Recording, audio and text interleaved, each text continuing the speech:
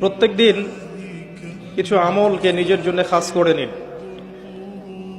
প্রত্যেকটা দিন আল্লাহর জন্য কিছু অংশকে খাস করে নিন, আল্লাহ জিকিরের জন্য।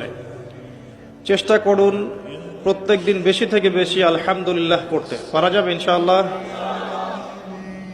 কমপক্ষে 100 বার পড়ার চেষ্টা করেন সুবহানাল্লাহ। পারা যাবে ইনশাআল্লাহ? 100 বার চেষ্টা করেন সুবহানাল্লাহি ওয়া বিহামদিহি, সুবহানাল্লাহি ওয়া বিহামদিহি। মিজানের পাল্লায় দুটো কালিমা প্রচন্ড ভারী হবে, সুবহানাল্লাহি ওয়া বিহামদিহি, সুবহানাল্লাহিল আযীম। চেষ্টা করেন প্রত্যেক দিন কমপক্ষে 100 বার এতটুকু বলা, আস্তাগফিরুল্লাহ ওয়া আতুবু ইলাইহি, আস্তাগফিরুল্লাহ ওয়া আতুবু ইলাইহি।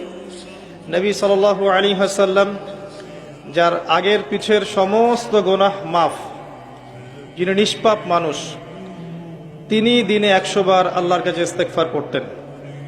সেখানে আমাদের কতবার পড়া উচিত আমরা নিজেরাই বুঝতে পারছি।